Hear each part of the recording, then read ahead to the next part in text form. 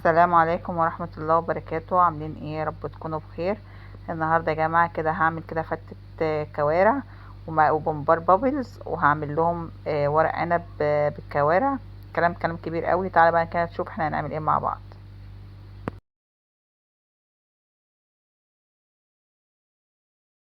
الكوارع هنغسلها غسلة كويسة واحطها كده بالملح والدقيق كده، وخليها ايه تقعد كده شوية عشان لو فيها ايه زفارة ولا حاجة كده ايه تروح تمام. وبعد كده هنا مسكت هنا كده الكوارع كده البمبار كده، يا ربي غسلته كده غسله كويسه. وبرده بالملح والدقيق كده، ولحد ما نضفته خالص وتاكدت ان بقى تمام وزي الفل بره وجوه. هسيبه هنا كده بقى دلوقتي كده ايه يتنقع كده شويه كده في الميه كده، بعد كده هعيد على غسل تاني. وبرده هسلق هنا كده الورق العنب ده عشان خاطر هنعمل برده ايه فتة كوارع، وهنعمل ورق عنب بالكوارع، وهنعمل بمبار، وهنعمل كلام كبير قوي قوي. خليكم بقى معايا نشوف هنعمل ايه دلوقتي. زي ما قلت لكم هاخد الكوارع كده هغسلها غسله كويسه بالدقيق والملح، وهسيبها اركنها كده شويه، وبعد كده هروح اسلقها على طول. تمام، يلا بينا. انا هنا كده بعد ما غسلت كده الكوارع غسله كويسه وسايباها كده تتنقع دلوقتي، جبت كده هنا حله كده واحط كده دلوقتي فيها البصل. هنشوف كده دلوقتي مع بعضنا. عندي هنا كده طماطمايه وجزرايه وبصلايه، هنزل بهم كده على طول على الميه. دلوقتي تعالى نشوف هنحط توابل ايه. هنا بقى هزود لها مستكه، حبهان، بشرة جوز الطيب، معلقه كده صغيره من بهارات اللحمه، وزيها كده برضو معلقه صغيره من فلفل اسمر. يعني لو عندك حب يا ريت، عشان البودر ده بيسمر الشوربه، بس انا للاسف ما عنديش حب يعني، فمش هكتر منه قوي دلوقتي لحد ما بقى الكوارع تستوي. بعد كده ابقى ازود لها بقى الفلفل الاسمر بتاعها. واحط هنا برضو ورق لوري، لو عندك الورق يعني مش مطحون بيبقى احسن برضو، للاسف برضو عندي المطحون، بس يلا يعني مش هنقول لا. وهخلي الملح في الاخر عشان يسرع، لو حطيته دلوقتي هيقلل سواها يعني. تمام، يلا بينا. هبشر بس دلوقتي كده جوز الطيب. هنا خلاص يا بنات بقى كده الشوربه غليت اهوت. دلوقتي هروح بقى ادي غسله كده تاني للكوارع، واروح ايه اسقط الكوارع على طول في الشوربه. يلا بينا.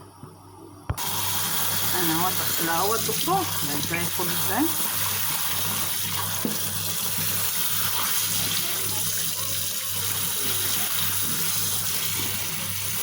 ازاي كلها وريحتها ما شاء الله، مفيش فيها ريحه زفره ولا اي حاجه خالص.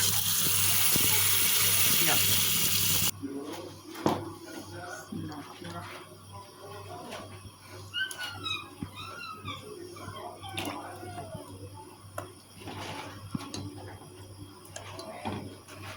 في ناس بقى بيحطوا لو عندهم اللي هي المواسير دي بيحطوها عشان يزودوا الشوربه.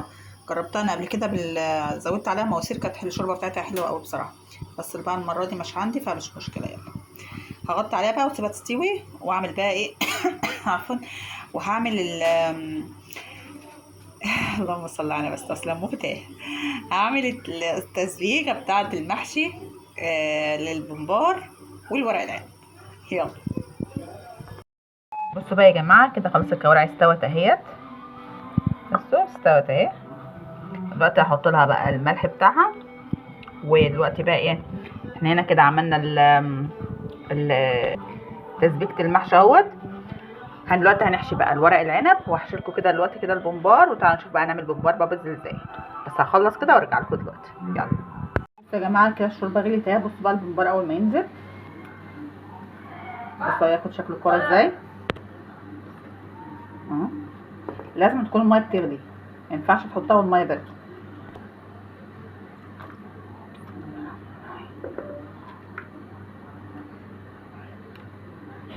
بصوا يا جماعه اول ما نزلت الميه السخنه عملت ازاي، هو بقى ده اللي انا قصدي عليه. فانت بقى ما تقلقوش من الخيط دوت، كده كده ما يستوي الخيط ده احنا هنشيله. هغطي عليها بقى دلوقتي كده بقى واسيبها ايه نص ساعه كده على النار، واجي اشقر عليها تاني. هنحط كده طاسه كده على النار كده عشان خاطر نعمل الصلصه بتاعه الكوارع. معلقه سمنه بلدي كده، لا كده بقى ايه معلقه ثوم. انا عارفه الاكل النهارده داخل بس هيبقى حلو ان شاء الله.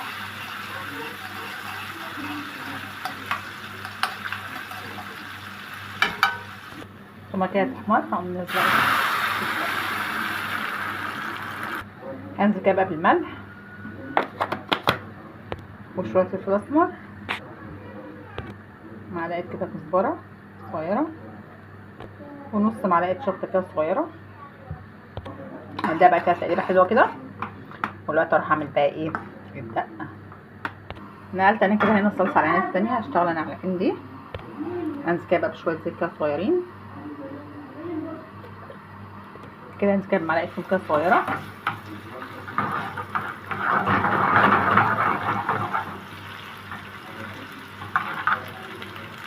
انا هنا بقى مش هستنى لما الطماطم تحمر، دوبك بس اطلع ايه الريحه بتاعتها كده والزيت الصغيره بتاعتها، اقوم نازله بحبه خل، واحط كده ايه حوالي نص كوبايه ميه كده. هنا كده حبه ملح كده صغيرين، واحط حبه كمون، واساسي معانا كزبره، وحبه شطه كده صغيرين، وانزل كده بعصره ليمونه،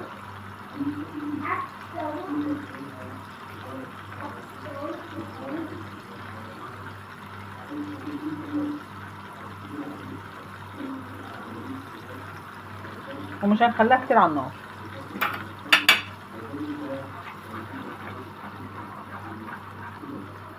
ممكن اخد عشان اكسر اللون، ممكن اخد معلقه صلصه كده اللي احنا عاملاها هنا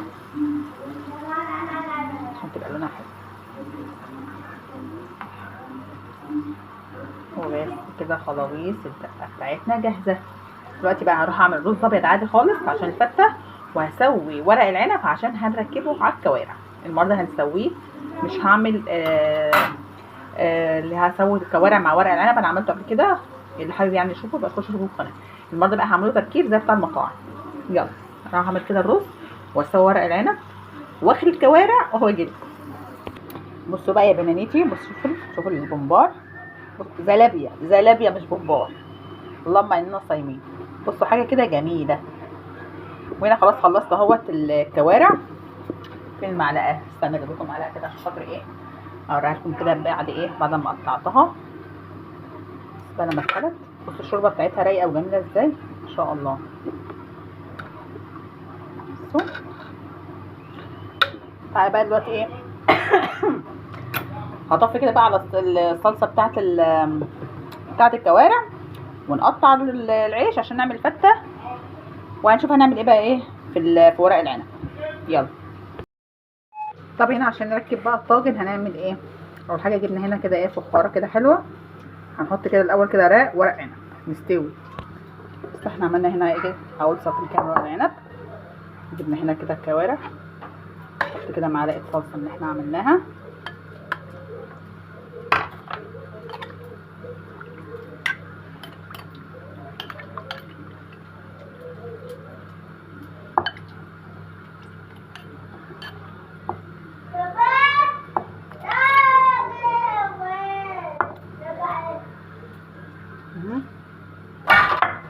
هنكمل تاني دلوقتي ورق عنب. هنزل برضه بقى زي كده الكوارع،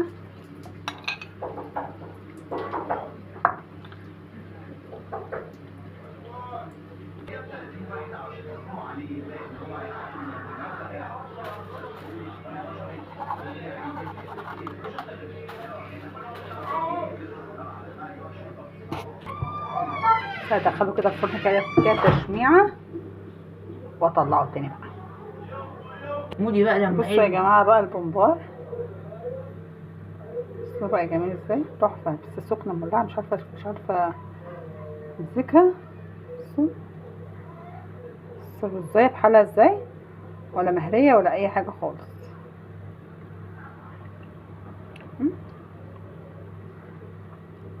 ما شاء الله.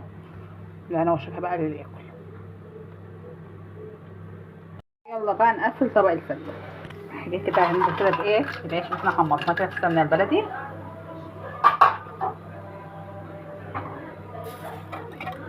واحط كده معلقه دقه،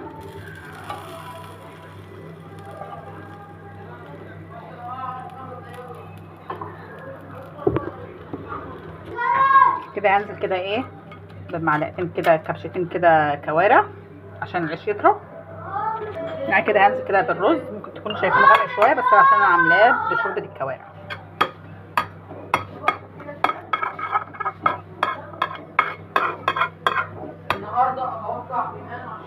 ننزل بقى كده بالصلصه.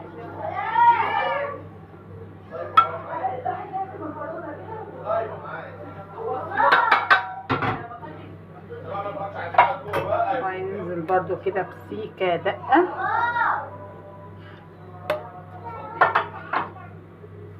واحط كده شويه كوارع كده بالجناب، او احطهم مثلا كده من النص يسيحوا كده مع بعض.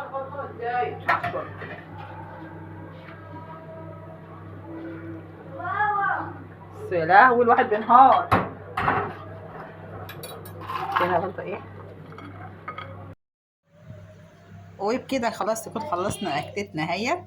يا رب تكون عجبتكم، يا رب تعجب جوزي حبيبي. تحفه بس انا جعان. بالمغرب جدا علينا، احنا واقفين اهو لسه في المطبخ.